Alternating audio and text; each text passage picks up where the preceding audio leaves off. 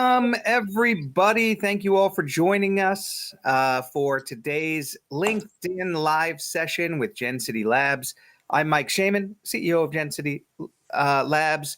With me, as always, are the illustrious MK Granados and Koa.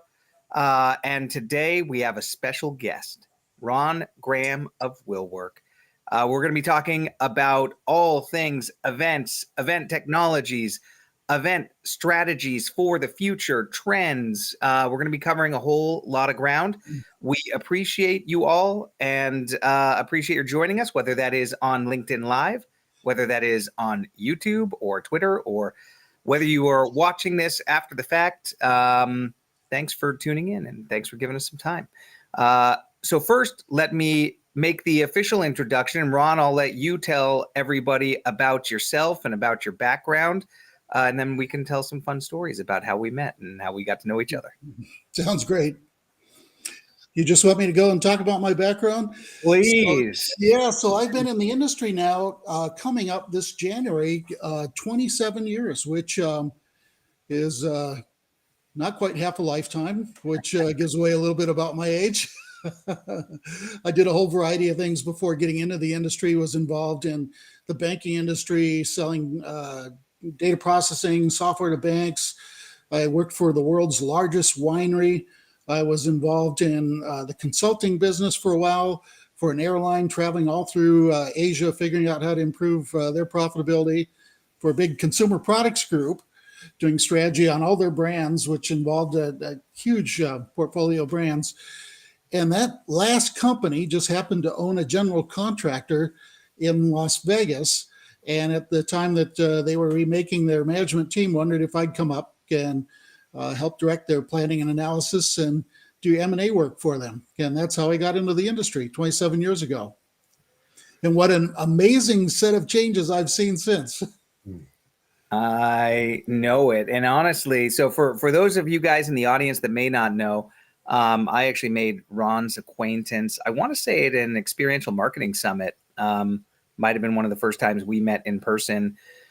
Oh, not quite 10 years ago, but maybe close. For a long, long time, Ron was kind of the tip of the spear for Freeman, evaluating organizations across the spectrum for potential acquisition or partnership or other. So there is probably nobody I know with a broader insight into interesting organizations, agencies, suppliers, vendors, and more than Mr. Graham.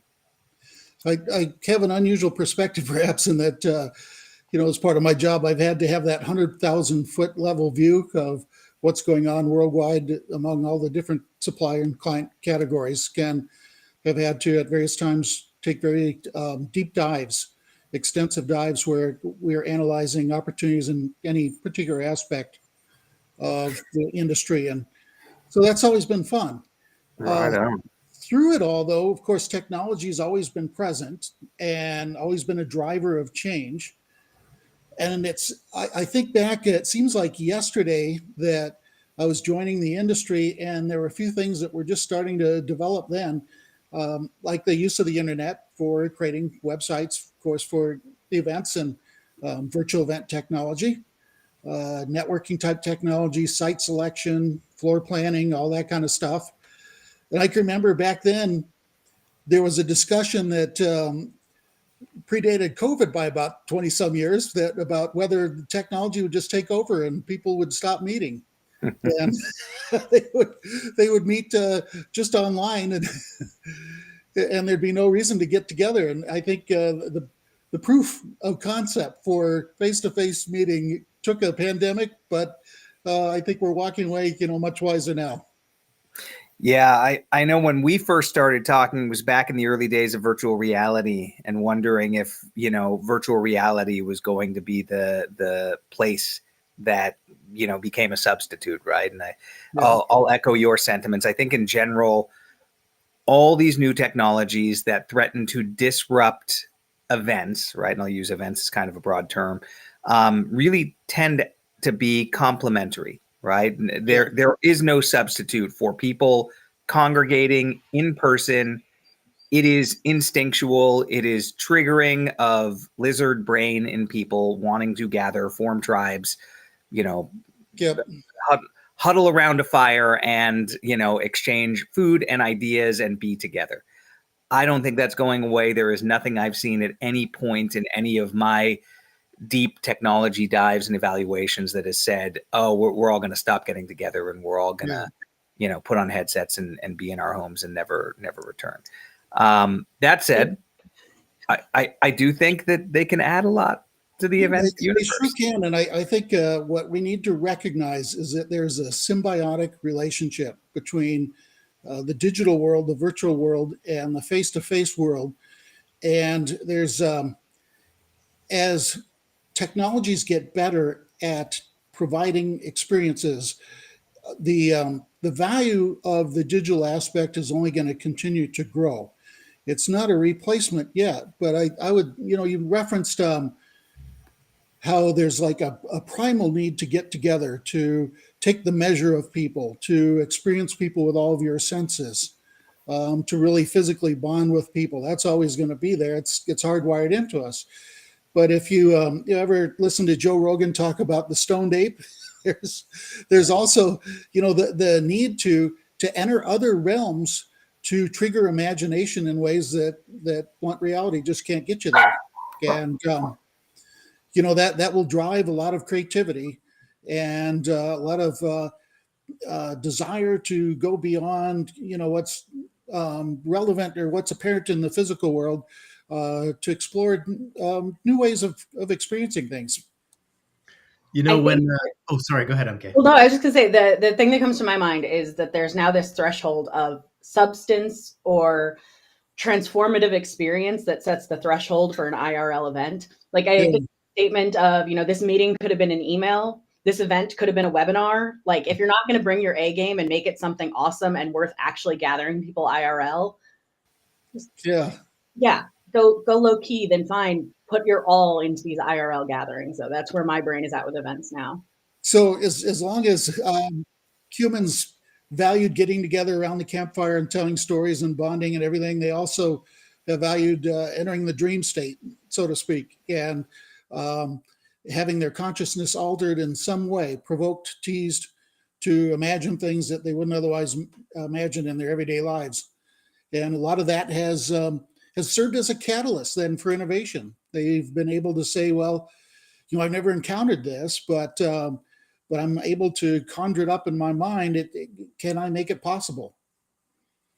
And something that I would remind all the event planners, event producers, people in the industry that are watching this is that your primary job is to affect change. And the reason for that, of course, is that anytime that you're getting people together to meet, there's a cost to it.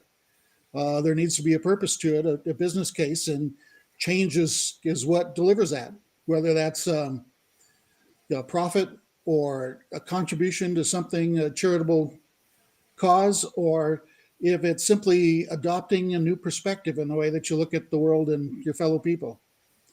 And so your job is to affect change. How do you affect that change? And that's the challenge that requires both an art and a science, and technology plays into that.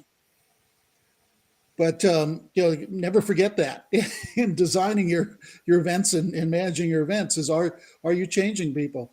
One of the great thinkers, and I've really been blessed over the years to meet and talk to and get advice from a lot of super smart people out there. And one of the pioneers that I remember I became conscious of about 25, 30 years ago was Joe Pine, who wrote The Experience Economy. I remember reading through that book and really savoring it. And Joe's continued on and looked at how the experience economy has continued to change. And he's put together a hierarchy that talks about how at one point the economy was really very product oriented after the industrial age. And then in the last 60s, 70s, you really started to see the service economy, where services augmenting that physical product became a really decisive differentiator. And now we've reached the point where it's the experience economy. People want experiences. And the more transformational those experiences are, the more impact that, of course, that they're going to have on the individuals. Changing buying patterns, changing perspectives, attitudes towards various things like global warming and other causes. I think that's super interesting going into 2024. Yeah. There was a analysis on all of the sessions presented or submitted to South by Southwest for 2024. And experience was the buzzword. We're guilty of it. Our session that got accepted and we'll be doing at South by Southwest is about the experience economy, but it's so true and only becoming more true every day. Yep. Yeah, about 2 years ago, I wanted to learn more from Joe. And so I ended up joining an organization called the World Experience Organization, which was just starting out then. And, for anyone who's involved in experience design, just heartily recommend joining this group. James Wallman, who's done some great books, he's based in the UK. He started to put it together. And basically what it's doing is taking together pioneers from all over the world in experience design that do everything from theme parks to trade shows and exhibits and retail, even the movie and film industry. And they're reporting out on their perspectives and insights and their latest projects. And we do this through campfires where you get to meet and talk to these people. And I didn't know that I'd ever get a chance to talk one-on-one with Joe Pine, but I've had that opportunity several times out of it, as well as all other kinds of people that, I've always been very impressed by. Right on. Yeah. So let's talk about trends. Let's talk about today. Mm-hmm. You more than anyone have a sense of what the landscape of technology and companies in the event space looks like. Where do you think we are? And can you draw an analogous point to where we're at with regards to the potential of new technologies? And this is everything from artificial intelligence, right, which we cannot get away from, to Web3 and blockchain, to the metaverse, to virtual reality, augmented reality, Apple's, Vision Pro Plus, all of the things that are coming down. Where do you see, I guess, how do you see those as kind of nascent technologies impacting events today, and where do you see us going with them? Yeah, so we did learn in the pandemic that there is no real surrogate for face-to-face interaction, but there are great enhancements to it. And so, of course, you can add on a virtual experience to a live experience for those who can't participate in that live experience. And it's kind of like being able to gamble electronically. It doesn't replace the experience of coming to Las Vegas. Nothing ever will. But it allows a larger audience to participate on some level, and that helps to grow demand over time for that live experience. So a company that is, or organization that is not looking at having that kind of virtual experience as a way to extend their offering and reach new people, reach people that couldn't otherwise come to their live event, and to nurture a greater following. It's a smart move. You've got to be doing that. When it comes to experiencing brands, what's interesting, I think, is all of the technologies that are available now on site that have really enhanced what that experience might be, the simulation effect, where it appeals to more senses. Let's go back to even looking at things that were fantasies from television. If you watched Star Trek, I can remember way back in so again, I'm dating myself, but back when that was coming out, before it was reruns, and seeing something like The Communicator, and wow, how cool was that? Well, it came true. The transporter hasn't yet. Bummer, but stuff like the holodeck later. And I can remember early in the 20s, or early 20 years ago, the desire to be able to produce imagery, scenic imagery that was moving, that was interactive all the time, and all of the challenges that we had with the projectors and scrims and everything else at the time. And it just, it was like this elusive dream. And now, though, you've got LED technology where it's fabulous. You can put together a room where you have really a high resolution backdrop that through gesture recognition can react to you, and just infinite number of types of content that you can pump through that. Some of that content even being built on the fly. So we've come a long, long ways. And it's crazy how fast we've come. I remember when some of the first LED devices were coming out, and everyone thought, those are pretty like Christmas tree lights. Sure, they don't, generate a lot of heat, and they don't use much electricity, but they're not all that valuable. They don't have any throw distance, and you can't produce true white light or white light of different color temperatures and all that. And of course, now all the daytime temperature lights on car shows are all LEDs, and now we have the sphere. Yeah, right? now we have the sphere. You touched on something there that has always been fascinating for me, and it's a little bit of storytelling historically, and saying, Bruce Mao, who I think you've had the opportunity to interact with, Ron. I know I have. Who was just a brilliant designer and thinker. He made the point that we build our futures based off of our stories. And if you look at classic science fiction, Star Trek is perfect, right? The communicator. The early models that were designed for mobile devices were based off of that. It's a thing that never existed, but in somebody's imagination, right? You look at something like Snow Crash and Neil Stephenson with virtual reality. You look at all of these early, even all the way back to like John Carter from Mars, which was the Burroughs book, which was like, written in the 1900s and has all sorts of fantastic things about, a human and Mars, and they're great books. Like some of the elements are what today's engineers and designers pull from to provide inspiration for how a thing could look. And you actually see those being implemented. So we do build towards our vision of the future that, with things that are started in stories. You said something really, really important by bringing out story. And that is how you separate the design of an experience from a spectacle. And a spectacle is something where there's novelty. And so it stops you in your tracks. You want to look at it because you haven't seen it before. But it's kind of anecdotal, I saw that, it really hasn't changed anything about me. But if there's story written into that, and there's some intersectionality with your own story, there's that's created by design, various hooks and openings and that kind of thing, that's where there's going to be a life to it, and it is going to transform you. And so somebody designing an experience should be thinking very hard about story, and how do I not only create a really interesting story that's going to appeal to my audience, but at what points in that delivery of that story do I allow somebody else to blend their story with mine? So that there's the transformational takeaway. Yeah. No, you brought up amusement parks when you were talking about the World Experience Organization. Was that the name of it? Yeah. And I think that they get probably the coolest blank slate for telling those stories because of where their audience is and what they need to be doing. They're there for amusement. They're there as a captive audience. They're there in line with ample time to have the story developed as they get closer to the ride.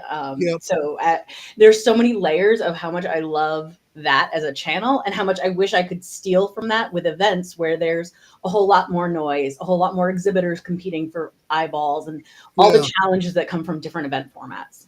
So talking about amusement parks, one of the more fascinating, cool themed entertainment environments that I've experienced recently has been Meow Wolf. And they're Omega Mart here in Las Vegas, and I've been a bunch of times now to their House of Eternal Return in Santa Fe.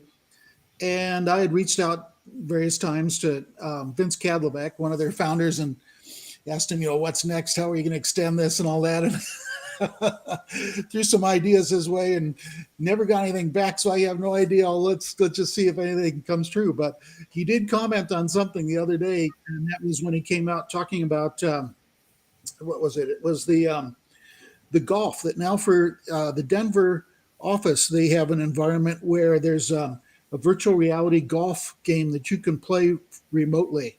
And this is just the tip of the iceberg for what the potential is with them. And I could see not only a lot of growth in these types of experiences where you can be at home and you can access that Meow Wolf experience whenever you want and co-create it, which so you're owning it emotionally. And so that is, transformative. You're creating your own, you're taking something that was given to you, a creative environment and idea, and you're starting to build this story that is going to have no limits. It's just how much you want to invest in it. But I can also see, I don't want to give up too much here, but think road trip, and that's all I'm going to say. But I think, Ron, what you're touching on is super an interesting thread, and as we kind of think about future strategies and events, yeah, something concrete for people out there watching and listening. There is this new opportunity to change your events, both in person and remote, from being a little bit of a monologue where people go to a session and they listen. Maybe a few people ask questions, and then, you connect with some others and do some networking, into one of collaboration and creation. A lot yeah, of the tools that are becoming available, and that's, that could be an augmented or virtual reality. It can certainly be artificial intelligence, are allowing people to connect with one another and to create in unique ways. Some of that can be just fantastical, fun, yeah, interesting story, but a lot of it is going to be, brainstorming, whiteboards, process driven changes to how people are communicating and establishing value for their business. And yeah, so I think that that's going to be a really interesting unlock in the future. And if you are currently designing an event, thinking about the ability to transform it from a monologue into a dialogue where you have people co-creating, where you yeah, have groups breaking out and working together to collaborate. I think there's some real opportunities to create more impactful experiences, utilizing new technologies. You could do it old school as well, but that's going to become more and more important as we've seen the importance of the congregation of IRL and yeah. events. Equally as important is going to be the engagement that occurs within that. And I think that some of these new tools are really going to unlock some pretty spectacular ways to allow people to connect and I think create you're together. absolutely right. And when you started to talk about that, it provoked a memory today. I was reading something that I think her name is Wong Win. She is the CEO of Shiloh Events. She talked about using AI to drive networking. And when you think about how AI is going to be generative both in design of environments and also storylines, and can be done in connecting people as well, the amount of interaction that you're going to be able to get that's super valuable between people connected by AI who are going to be networking at events, and the content that they are able to build out of that, the ideas that they're able to share. It has the potential to create a long tail of value after the physical event, where it's basically just like a whole bunch of YouTube videos where you're going to have content on demand that is going to be way beyond what the organizers could ever put together by themselves. And so that's super exciting, and it's going to help make the time-bound physical events um, complemented by this virtual content that is going to appear throughout the year until the next physical event. So really raising the value of those communities, of those events, giving people a chance to interact more, stabilizing that interaction throughout the year more. And that's really exciting, because every interaction, of course, accelerates, the purpose of the event. It's to affect change. So, you're going to have more people having epiphanies, getting together, and more collaboration, ideas coming out of it, more sales, more productivity. It's super exciting to see. So So if I I have could to just really ask, quick on, who's oh, crushing it at the attendee journey? Because I feel like even pre-COVID, throughout COVID, and now post-COVID, a lot of people in the events world struggle with creating a really cohesive, hitting it out of the park attendee journey from pre-registration all the way through on-site and after experience. And I always felt it from the event world, working in silos, that I on the sponsorship team working with sales was separate from registration, was separate from marketing, was separate from operations, who all had different objectives going into an event. All of them should be about the attendee experience and creating something really compelling for them. But who should I be taking notes from or learning from about that? Who should you? Oh my gosh, I've got lots and lots of people I follow. Everyone in the events industry should be following Julius Solaris. He is, I tease him about being the professor. He rocks. He's great. He absolutely rocks. He is, he's going to be an icon for our time. I'm just amazed at the stuff that he puts out. And again, if you're falling behind, if you're not looking at his cheat sheets that he puts out. So he's one to follow for sure. And he was always, I think for a while, very tied in, especially during the pandemic with event tech, but he's ventured way beyond that since. So he's really providing value across the board. Another person that I would pay a lot of attention to is Liz Lathan of the Community Factory. And I was teasing Liz the other day about this, that there are others who have done what she's doing, outlining how to organize a community and keep it vibrant and provide value through it and all that kind of thing. But comparing some of the others that are doing it to what she's doing, it is kind of like some of the old bland coffee brands in Starbucks. She's really thought through well how to make interacting with her, learning from her, lots of fun. And if you haven't seen the Secret Family Reunion, I was blown away when I watched that video. And look that up on YouTube if you haven't seen it. And do you guys know about it?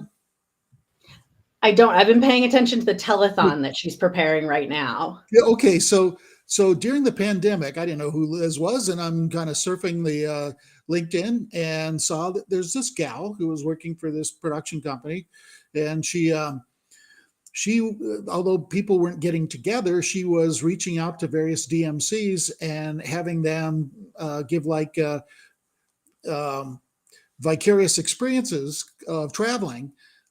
Even though nobody was actually traveling, she was allowing them to see these great experiences, showcasing, what they had going on. I thought, wow, here's somebody really thinking. So I started to follow her. And then I saw that she had done this for meeting planners, where some of the ones that, some of the best and the ones that had access to the funds to do it, got together without knowing where they were going to go. They simply arrived at an airport, and it was going to be an exploration of experience design, meeting planning, all that kind of thing, where the best of the best were getting together. And it was a surprise destination. And so they revealed that they were going to Tuscany, and they jumped on a plane, and on the plane they had all this themed entertainment, and then they had all this stuff that they did together very interactively of cooking together and touring together and doing all this ideation together. And I think it's absolutely brilliant. You got to see the film. Look it up on YouTube. It's, I think, Secret Family Reunion by Liz Lathan. But anyway, what I love about what she's doing is not only making it extremely fun to think about and learn about experience design, but she also has this perspective connecting what experience designers do with what the rest of marketing wants. So she's formed this group, Team CEO, where they look at where does event marketing fit into the overall marketing mix. And, there's a big trend towards more and more digital advertising versus print and television. And there's a symbiotic relationship between that and events, and that events give you a chance to capture a lot of content that is very human-centric and spontaneous and unpredictable, intimate, all that kind of thing. And of course, the electronic or digital advertising gives you a chance to take what's a huge investment for a relatively short period of time and make it durable. That throughout the year, you're getting a return on investment from it. And I think smart event designers are going to be thinking about that, planning for it, thinking about how do you get the most synergies out of those two needs. The need to have that physical get together where people can get hands-on with the product, and meet the people that are going to sell to them face to face, as well as throughout the year, have content that's reaching people that can't get together, but is so human oriented, so fun, so spontaneous that that it really overwhelms you emotionally, and you affect that change they want to buy. So I love how much you've talked about the event experience itself versus spectacle, and then all of the things you can do with all the content after the event. I want to kind of talk a bit about the pre-event, maybe ask you a little bit about that and how to make that really impactful, so that when you get to the experience, maybe some bonds have already been formed. Maybe there's the bud of a community has been formed. MK and Mike and I actually met virtually before we ever met IRL, and it really, when we did actually meet in real life, all of the ice breaking stuff was already out of the way, and it was just an immediate bond. So I'm curious how you think about the ramp into the event and how to make that the most impactful. So here's something I don't understand. I'm going to a big industry event next week, and about 3 or 4 weeks ago, they released the names of the organizations that were going to be there, but they didn't release the names of the people representing those organizations. Later they did. So here I am, 2-3 weeks out, scrambling to find out who's going to be there and trying to get my team and I to set up meetings and all that kind of thing. But this is an organization that has needs. People have needs throughout the year, and they could be networking throughout the year. Why is there not some kind of presence where that part is just continuous? It's a continuous marketplace of ideas, that there's a lot of content that is very provocatively being fished out there to get interaction, to see who's going to comment, and then allow those people to network together to get great things done. And that great lead up, that momentum that you should try to have for a big event, a big physical event. That's a missed opportunity. And I'd love to see more of that. The extent that AI is going to be able to help that out is going to be really fascinating to see. Yeah, I agree. And before I give you my take on that, just a quick room reset. You guys are all listening to Gen City Labs and our LinkedIn Live, our twice monthly stream, talking about various topics in the events and brand marketing universe. Our guest today is Ron Graham with Will Work, and we are talking about future-ready strategies for event leaders and trends in the space. So if you are watching on LinkedIn or YouTube or Twitter, X, or any other platform that we're broadcasting through, we appreciate your time and attention. So what we're talking about here is networking, right? And I agree. I think AI is going to be incredibly powerful to allow you to separate the signal from the noise. Yeah. Because really right now, and honestly, LinkedIn is very guilty of this. LinkedIn has become super spammy, right? Mm-hmm. This is the maturity curve for any broadly adopted platform, is that in its early days, it is wildly popular with its users. It is exceptionally effective in how it operates. And slowly that degrades when the focus moves off of the users and onto the sponsors, onto the advertisers, onto the people that are willing to pay the most money in order to access that audience, right? You see it across every form of social media. That's just the life cycle of it. Now, in the event space, networking is hard, right? It has the same challenges in that there are 50 people that probably want to sell to me. I might want to talk to one or two of them. The other 48 are going to be lobbing emails in with, can I set an appointment or whatever that is. But in terms of qualifying them, or in terms of allowing an event organizer to understand my needs so that they can better match me up, and that's without necessarily my taking deep action, right? Because right now you can go into networking components for events and you can load it up with all sorts of information about you. You're still not guaranteed a great result. Yeah. And I agree with you as well, Ron, that like there is a missed opportunity to have a continuous community established. I know a lot of associations have done this through their own association membership. But that method of constant communication, idea exchange, connection, recommendation, there just aren't great platforms that are operating right now. There needs to be, appeal to sub-interests. And, one of the things that I tell my sales team is you're not going for the sale, you're going for the relationship. And if you get that relationship, you're going to have a lifetime of sales coming out of that. And a big part of that, of course, is really getting to know that person. And there are some people that are very private. They're not going to post much information about themselves. That actually becomes a handicap in the world of networking.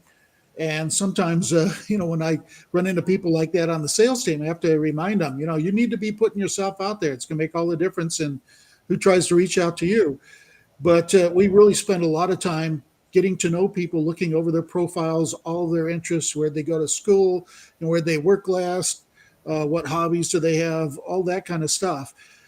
To the extent that AI can collect some of that and gin it up and enable you to make contacts with similar interests across the spectrum, it's going to make networking that much easier. It's interesting. I saw somebody post a comment today, somebody who claimed to be an extrovert and said that even being an extrovert, I have some fear when I go to networking events. It's uncomfortable. And my biggest fear in my head is that dang clock is going to run out. I've only got so much time and there's so many people here to meet. But truly, it's like there's a mentality that I think should be fostered, that can be fostered through gamification and other tools like that. That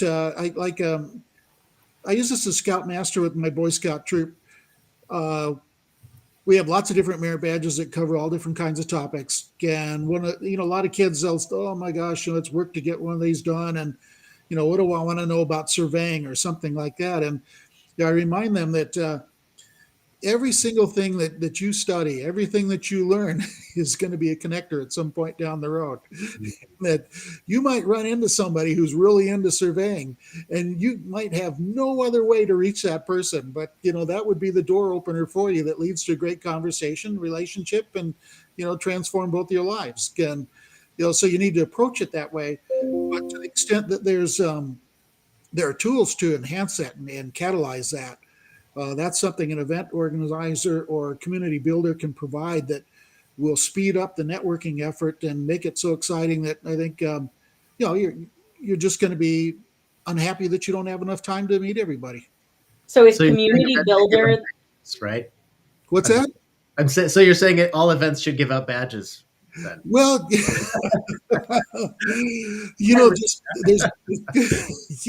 there should be well in advance, a lot of means to find people with similar interests that build real relationships and that humanize everybody. Yeah. I get emails all day long trying to sell me on franchises or, this lead generation business must be the easiest thing in the world because everybody seems to be in it, except for me or something. I get emails all day long on that. And there are often, the same emails that seem to be turned up over and over again. And the odds of them getting a positive interaction from me are so low because it's nothing about me. It's about what they're trying to sell. Big turnoff. On the other hand, I've had people reach out to me that, establish themselves as genuine people with a genuine interest, that similar background in some aspect or another. People that'll call me up. I've had CEOs before in the industry and different businesses just call me up and say that, you got an interesting background. I don't know when we're going to do something together, but I want to know, I want to be on your radar, and that kind of thing. That's good. Organizations should be encouraging that. It's almost like community builder or community manager is the contractor role that event teams should be making room for in 2024. Yep. If they only have a little bit of incremental budget to adding something to enhance their event, looking through that lens could yield major results for all parties in the event, sponsors, exhibitors, attendees. Everyone could benefit from having better networks with each other year round around the event. And there's, there is the official planning for the event that goes on with surveys and focus groups and things like that the organization is using to try to figure out what it did right, what it didn't do as well as it could have. And what new directions it might want to go. And then there's the unofficial one, which is the discussion among all the participants outside of that. And to the extent that an organizer can access some of that, whether it's through social media or somewhere else, that can have a huge impact again in catalyzing how fast an organization is able to add value to what it's doing for its constituents. So a question I'll throw out there, I have a couple answers ish, but when you form a community, how do you provide them a platform to communicate? Because the what I see is what has been a consistent challenge is, and this is event technology stack problems that I think all of us know exist and won't be shocked by, but there's not a great chat space, right? There's not a unified place where people can go to just click a button and there's a bunch of people in the industry and their community chatting about topics they care about. I have seen, on specific websites for events that there are chat options or networking components within that website, which people either immediately forget about or never pay attention to, or leave a message and check back 4 days later. Now in the, in the Web3 and gaming universe, we've seen a lot of adoption of Discord, which is super interesting and has been great. In enterprise, we saw a very, very broad adoption of Slack, which I think is relatively ever present in professional organizations. Are those potential outlets for communities to get together, or is there something new and exciting and something amazing yet to come that people can use as that central focal point for connecting with other members of their group? I'm always looking for that, and I see that Liz Lathan is making comments, so I would say first thing is hire her. But anyway, I think that the tools will continue to develop, and the practices need to develop too. That communities, whenever they become time-bound, they start to die. They need to be constantly kept alive. And the more means that you have for doing that in ways that provide value, the more healthy that community is going to be. So, content is a big driver, of course. Influencers, having influencers that believe in the community, that have their stories aligned with the community and will continue to reach out and try to nurture the audience. That's it's a fantastic way to keep the excitement up and to continue to recruit people and get them involved. So question a bit, just switching gears just a little bit.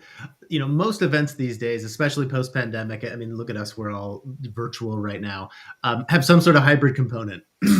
And in my personal experiences, attending some of these events virtually, you don't get the same, obviously, experience that you would, for all the reasons we talked about, earlier in this session.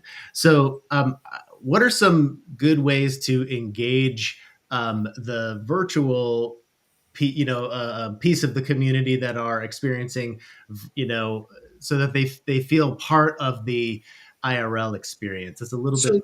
So something that we've done with the World Experience Organization, which I've always liked, is there's like an opening session where James Wallman will talk about who the guest speaker is going to be and introduce new members and that kind of thing. And then have breakouts where small numbers of people spend 10 to 15 minutes getting to know each other. And he's carefully curates those so that it's always trying to make sure that you're going to talk to somebody that you haven't met before. And he'll wander into those chat rooms and listen to the conversations. And when he finds particularly interesting conversations, he brings them back into the main room afterwards. And that's just a kind of an ingenious way to do it. I feel like there's, unfortunately, I haven't had a lot of time to be involved in those lately, but there are a few people that became members that I don't feel like I could easily reach out to now because of it. That despite never meeting them face to face, we've had enough chance to interact to become friends and, respected colleagues. So it's like that community manager, that curator, that matchmaker, Yeah. That's the key. So I think the challenge with that, of course, is it's tough to scale, right? Because now a human is probably going to be playing that role. And then, Mike, you touched on it earlier, how AI might help scale potentially that up as maybe the machine learning gets a little bit better at doing the matchmaking. It's something we're building right now, right? Chatbots are no longer a decision tree, right? It's no longer you're going to get answer A or B, right? Now they are dynamic and they are conversational and they are like a live person. And that's a departure. And that's going to be a really interesting thing to see how that impacts individuals connecting with one another. Because when you can refine your search, and when you have an agent out there that is looking for the very, very appropriate people for you within a community, I think it should be very powerful. Yeah. If you look at the Super Bowl example that Liz just talks about here, there's going to be all kinds of subgroups. People that like particular players can, maybe want to talk about them. And so you could use that curated method to raise the comfort level of people in reaching out and getting to know each other. And then that's when the automated process can take over and saying, hey, if you like meeting that person, here's somebody else that has even closer interest to your own. And then leave it up to the individuals then to initiate from there. Yeah. I think further illustrating that Super Bowl example, I've thought about it with it being 3 separate experiences: the in-stadium experience, the super fan paying a premium price, what their experience is surrounded by the roar of a crowd and the energy there, and seeing the game nonstop, no commercial breaks from their view. Then we have the person who's maybe going to a bar and watching in a communal environment, and they are getting a little bit of that experience, but they're also one step removed from the live event where the commercials are reaching them and perhaps enhancing their experience in a different way. And then you have the home viewer who has this added comfort of a beer is within reach, chicken wings are within reach in their fridge, no wait time necessary from service or a crowded bar, and uninterrupted viewing of the entire gaming experience plus commercial, plus the ability to channel hop and do the things that are even better done when the remote is in your hand. They're 3 distinct experiences, and they're each optimized to enhance different things. And I thought that was a really cool way of looking at it. Yeah, it'll be interesting to see if trade shows eventually start to look more like sporting events where you've got participants that can participate at home or in their offices at, with their own little environment. And then you've got people, the massive people that are doing the general thing. And then there's a higher end aspect to it where icons of the industry come together and have time to either meet themselves between each other, or that could be the once in a lifetime opportunity for others to access them who wouldn't normally cross paths with those people. And that, that somebody who designs that well and keeps that up and perhaps gives them vicarious access to what's going on the upper end to create a little extra excitement for the masses, that could be pretty fun. Yeah, the festivalization of enterprise events, right, is it's always the gold standard. Is more organically integrating the entertainment component, the access, the reasons that people get together, right? It's learning, networking, and having fun. You distill it all down to three motivations. That you have, basic premise that this event is an opportunity to change your life, and that how much you're willing to invest in it may determine how much it changes your life. But there's going to be lots of different avenues to do that. I love the hyperbole. Life-changing events. Yeah. I draw a lot of inspiration from the MBA program. So I did an online, primarily MBA program through the University of North Carolina, where each week for all of our classes, we were assigned asynchronous work, your homework, but it was more than that. It was the lectures. You are responsible for watching end-to-end hours worth of lectures, take your notes, bring your questions. And when you have your live classes each week, it's for the debate, the casework, the group work, the most interactive parts of it.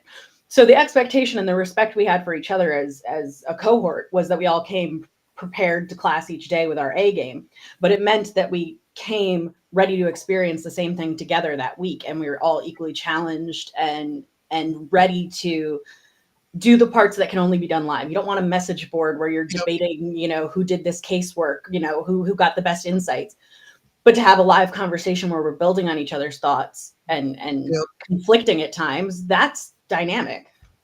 There's a fear of missing out, I think, that is set up by that, which is fantastic, well constructed, creates anticipation, and I think probably a clear moment when you know that your life has been changed, that you've had that interaction, you prep for it, and maybe what you expected was going to happen, maybe something unexpected happened, right?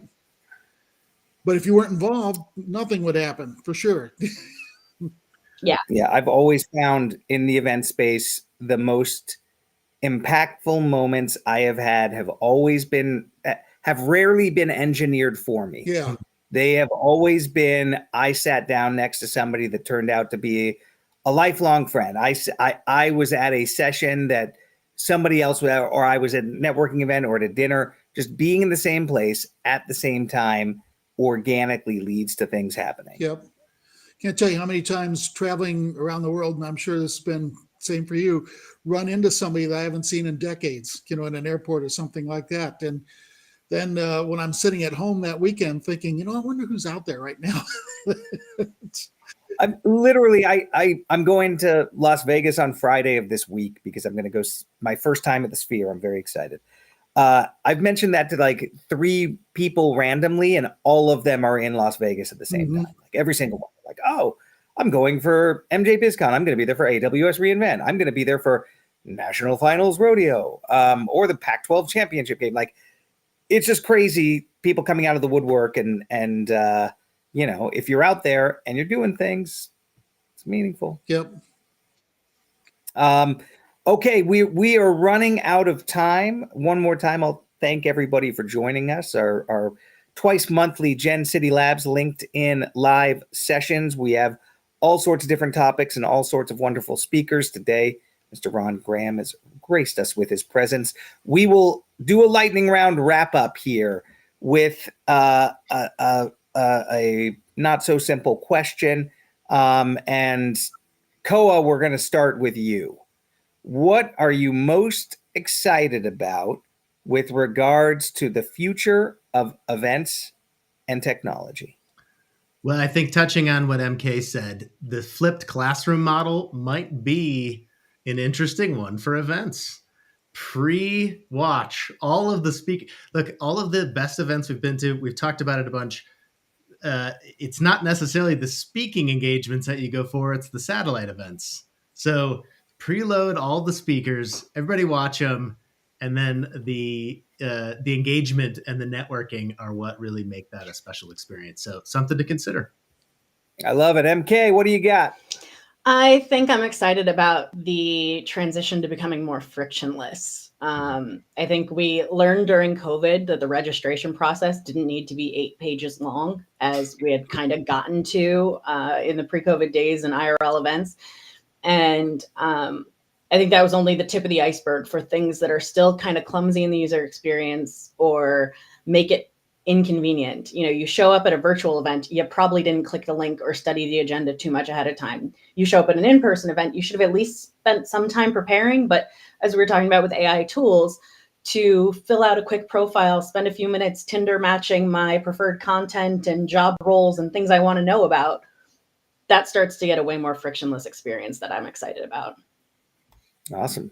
Mr. Graham, what gets you out of bed for the future of events? It is right now, it is AI and other accelerators when it comes to design, creating stories, networking. And the reason is that they will free up time that I could be spending meeting more people that could change my life. So excited to see what happens there. I think the fact that you live in Vegas, I think you could just camp out in the Vegas airport and literally everyone in your network would just come to you at some times. Within 60 days, you'll see 90% of your LinkedIn. That's right.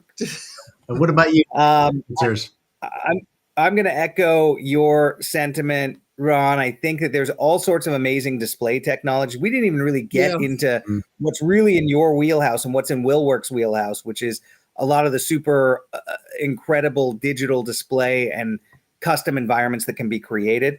I think that the innovation on that side of things is going to be, really important. Creating immersive and interesting and engaging environments is going to be kind of a key component, but also layering artificial intelligence to make events more efficient, more interesting, and more effective.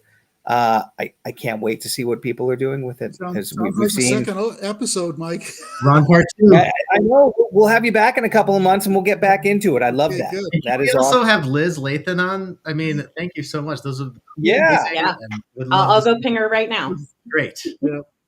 Yeah, and I just like to leave that, thank you guys so much. And for anyone who's watching who would like to know some of the people that I follow in the industry to keep up to date with ideas, perspectives, innovations, all that kind of thing, I'd always be glad to share that. So just reach out to me on LinkedIn. I'll send it your way. Thank you so much for joining. Yeah. Thank you. Yeah, thanks, Ron. Thanks, everybody, for tuning in, whether it's YouTube, whether it's LinkedIn, whether it's X, whether it's somewhere else. As always, we appreciate you guys. If you have suggestions for future topics, for future speakers, if you want to come on and join us and speak yourself, fire a note away to mk@gencitylabs.io. She is our magnificent head of marketing and executive producer and all the things. So, Ron, thank you so much for joining us today. For COA, for MK, I'm Mike Shaman. Thanks so much. Have an amazing weekend.